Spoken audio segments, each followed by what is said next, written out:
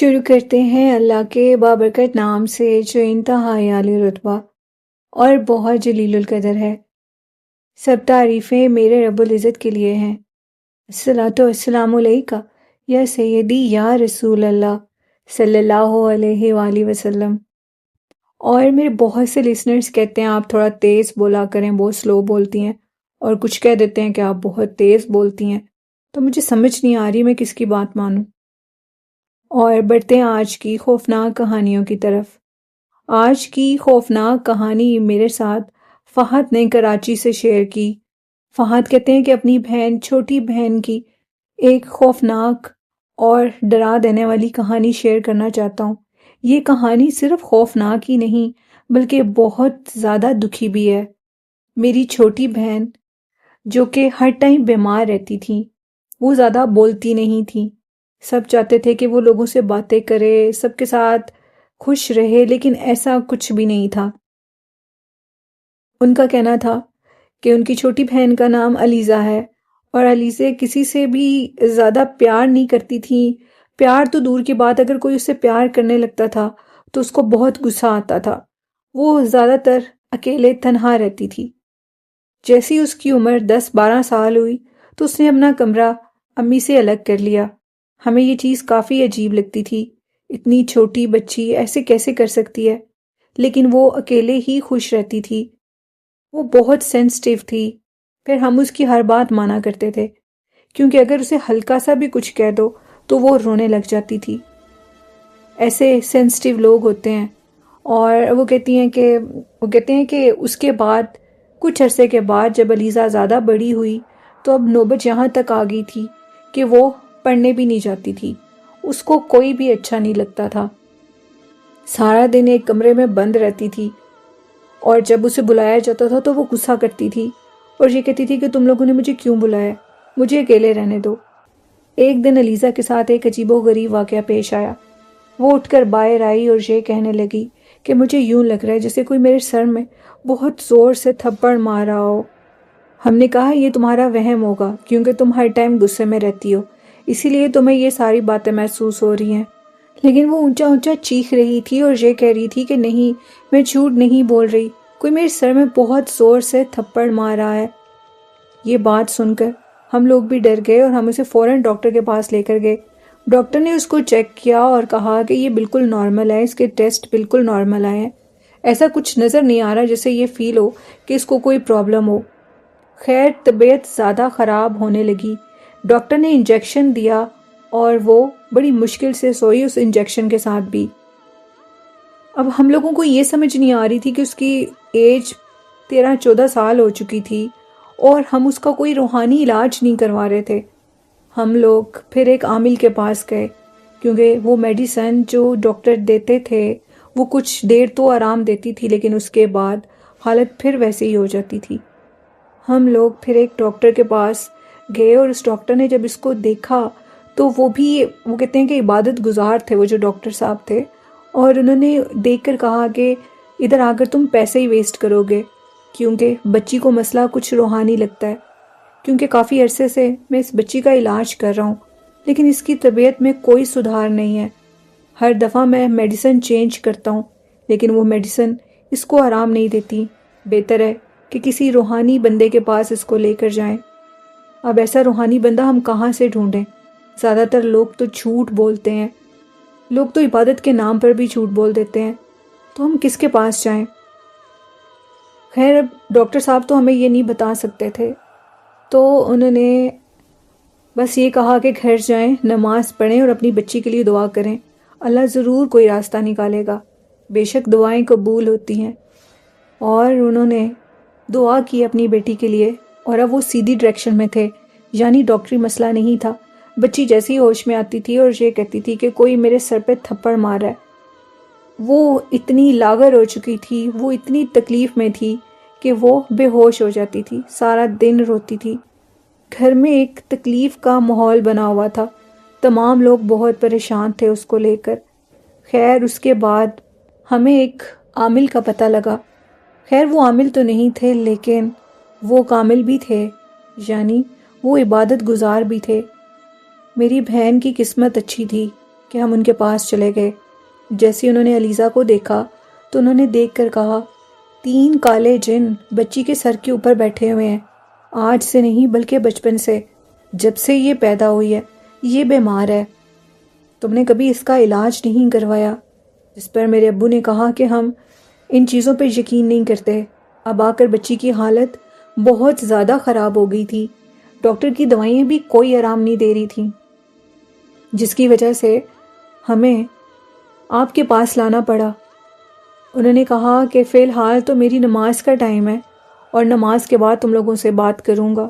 وہ نماز پڑھنے کے لیے چلے گئے اور اس کے بعد جب وہ واپس آئے تو ان کا کہنا تھا کہ وہ کالے جن جتنی دیر تک بچی میرے پاس ہے تب تک تو وہ واپس چلے گئے ہیں، لیکن جیسے ہی تم اس دروازے سے باہر نکلو گے تو وہ جن پھر اس کے اوپر مسلط ہو جائیں گے۔ اب یہ سوچنا تھا کہ وہ جن واپس جانا تو تھا ہی، تو ان کو اتارا کیسے جائے۔ انہوں نے کہا کہ یہ ایک بہت مشکل کام ہے، ان کو اتارنے کے لیے ایک لمبا عمل کرنا ہوگا۔ وہ عمل کیا ہوگا وہ میں ہی تم لوگوں کو بتا سکتا ہوں، اور وہ بچی کے صرف پیرنٹس یعنی والدین ہی کر سکتے ہیں۔ والدین تو ہر چیز کے لیے تیار ہوتے ہیں۔ تو میرے ابو نے فوراً کہا کہ میں ہر کام کے لیے تیار ہوں، آپ میری بیٹی کو ٹھیک کر دیں، کیونکہ اگر یہ ٹھیک نہ ہوئی تو اس کی جان بھی جا سکتی ہے۔ اس ٹائم بھی علیزہ کو میڈیسن دی ہوئی تھی، وہ بے ہوشی کی حالت میں تھی۔ 3 خوفناک جن اس کے پیچھے آئے کہاں سے؟ سوچنے کی بات تو یہ تھی۔ خیر انہوں نے پوچھا کہ یہ جن کہاں سے آئے ہیں؟ ہم لوگ حیران ہو گئے جب انہوں نے ہمیں بتایا کہ جب علیزہ کی پیدائش ہوئی تھی تو اس ٹائم علیزہ پاکستان میں نہیں تھی بلکہ کسی اور کنٹری میں تھی، اور یہ بات بالکل سچ تھی۔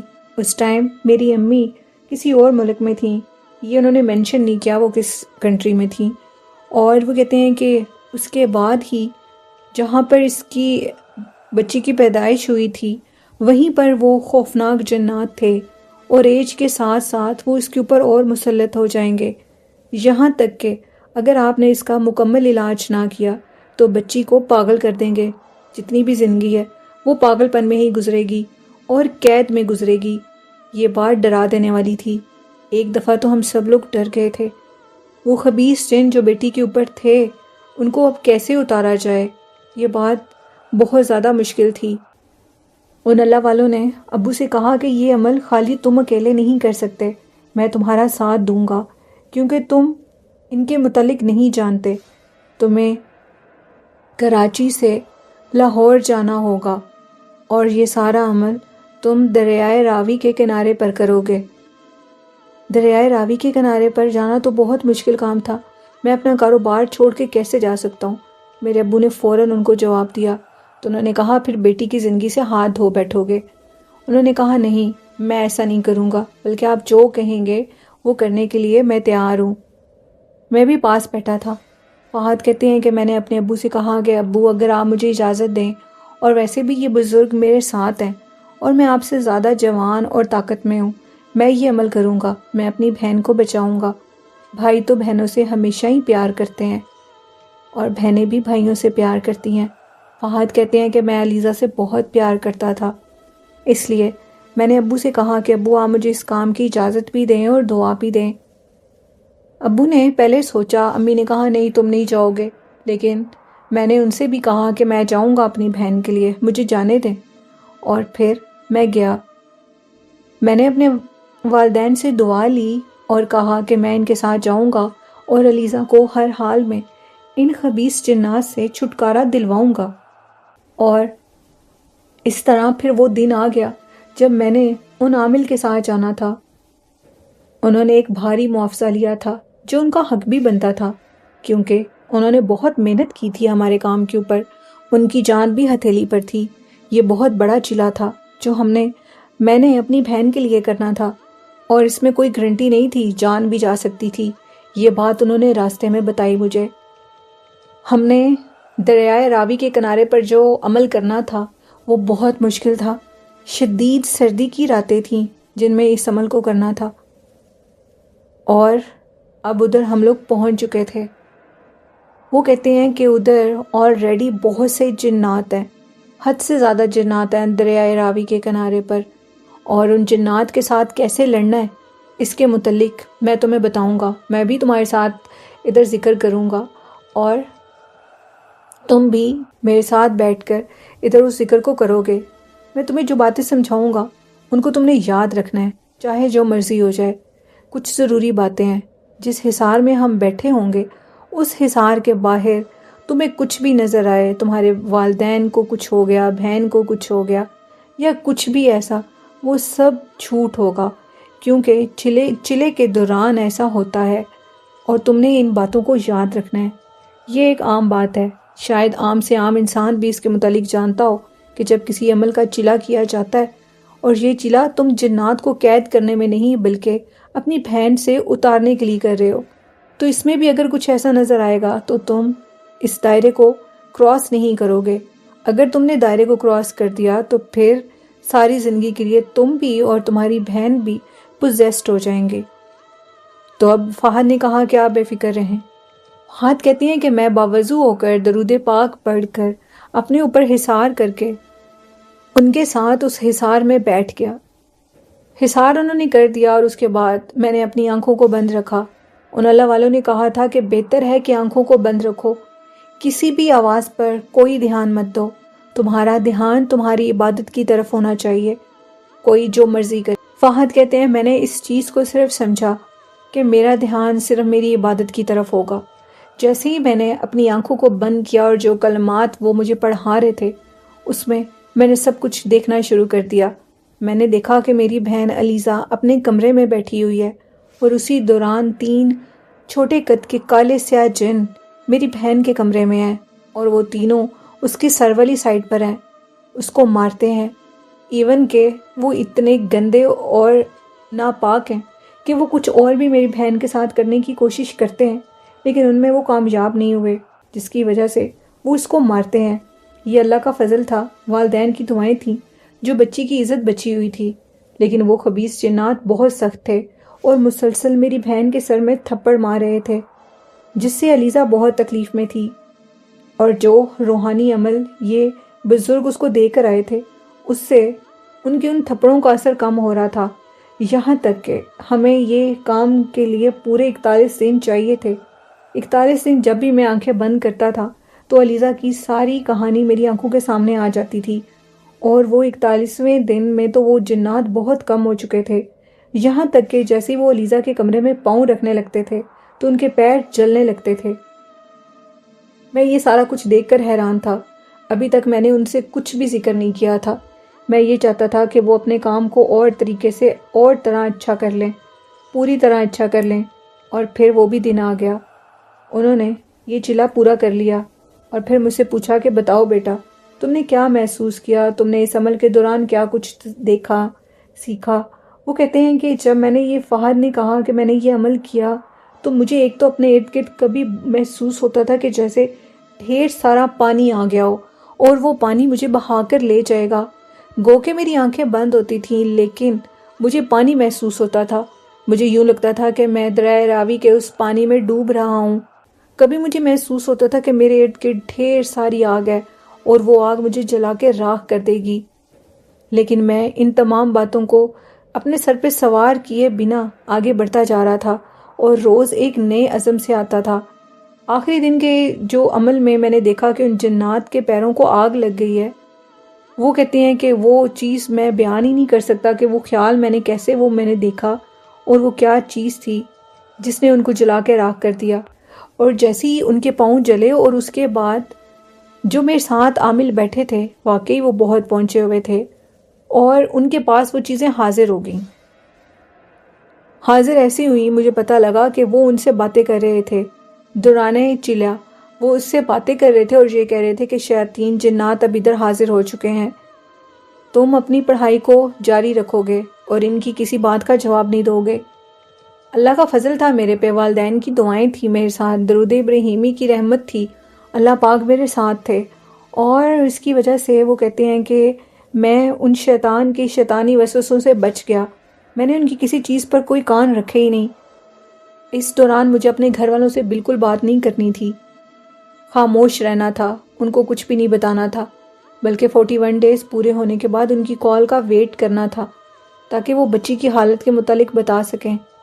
پھر 41 ڈیز پورے ہوئے اور اس کے بعد انہوں نے بتایا کہ علیزہ بالکل ٹھیک ہو گئی ہے، وہ کھانا کھا رہی ہے، وہ بول رہی ہے، ہنس رہی ہے، جس چیز کے لیے ہم ساری زندگی ترس گئے تھے کہ علیزہ بولے، بات کرے۔ اور پھر وہ دن آ گیا۔ ان اللہ والوں نے کہا کہ اب ہمیں واپس جانا ہوگا۔ ہم واپس گئے اور اس کے بعد ان اللہ والوں نے ہمارے اور بھی کئی کام کیے۔ صحیح معنوں میں وہ کوئی عامل کامل تھے جنہوں نے ہمارے اتنے کام کیے، اور ان تمام کاموں میں اللہ نے ان کو کامیابی دی۔ اور یہ کہانی تھی فہد کی۔ بہت شکریہ فہد اپنی سٹوری شیئر کرنے کے لیے۔ اور بڑھتے ہیں آج کی نیکسٹ خوفناک کہانی کی طرف۔ یہ خوفناک کہانی ہبت اللہ نے امریکہ سے شیئر کی۔ ہبت اللہ کہتے ہیں کہ میں آپ کے ساتھ ایک خوفناک واقعہ شیئر کرنا چاہتا ہوں۔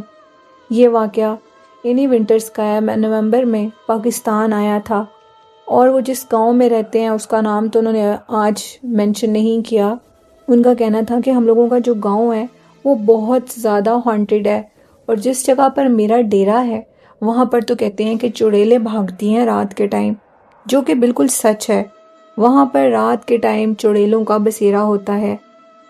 وہ کہتے ہیں کہ میں نومبر میں آیا تھا، اور کھلی جگہوں پر ویسے بھی سردی زیادہ ہوتی ہے۔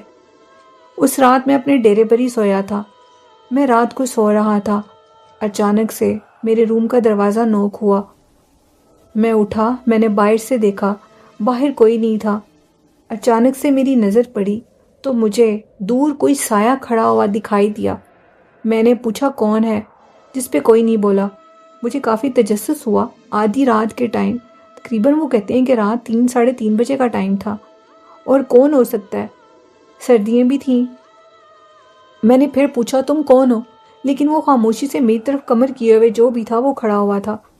میں جیسے ہی اس کے قریب گیا، میں نے اس کو بلایا اور وہ میری طرف پلٹا تو اس کا پورا چہرہ ایک گائے کی طرح تھا۔ ایک منحوس اور خوفناک شکل تھی اس کی۔ اس کا چہرہ اتنا لمبا تھا اور اس کی گردن میں ایک سوراخ تھا، جس کو دیکھ کر میں خوف زدہ ہو گیا اور میری چیخیں نکلیں۔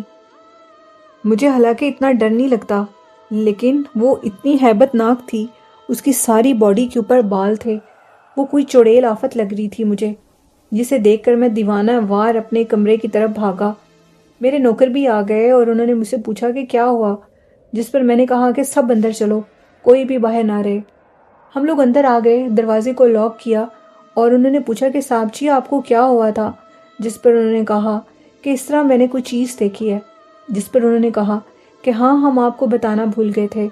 ان سردیوں میں کچھ عجیب سا واقعہ پیش آ رہا ہے۔ ایک عورت جو اتنی بھیانک ہے، وہ ہے تو عورت، اس کی فزیک بھی عورتوں کی طرح، چہرہ گائے کی طرح، اور گردن میں ایک بڑا سا سوراخ ہے۔ بہت سی لوگوں کی جو مال ہے، یعنی جس کو گائے بھینسیں بکریاں بولتے ہیں، اس نے وہ کھا لی ہیں اور ان کا خون پی جاتی ہے۔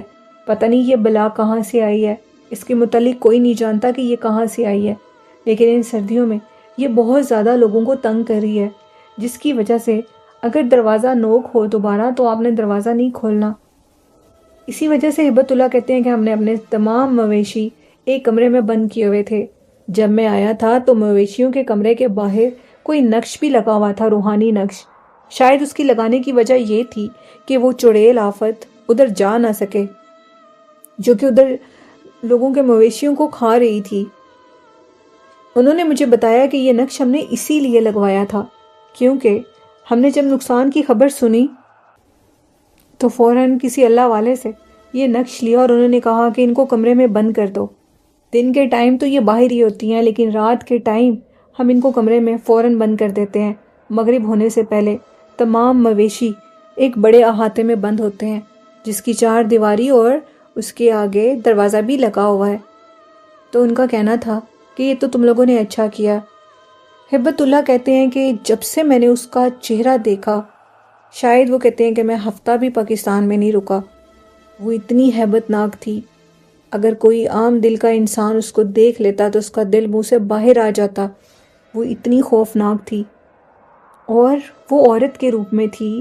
اس کے جسم کے اوپر بہت زیادہ بال تھے، چہرہ ایک گائے کی طرح تھا، جس کو میں کبھی بھلا نہیں سکتا۔ اور میں رہنے کے لیے تو کافی دنوں کے لیے گیا تھا۔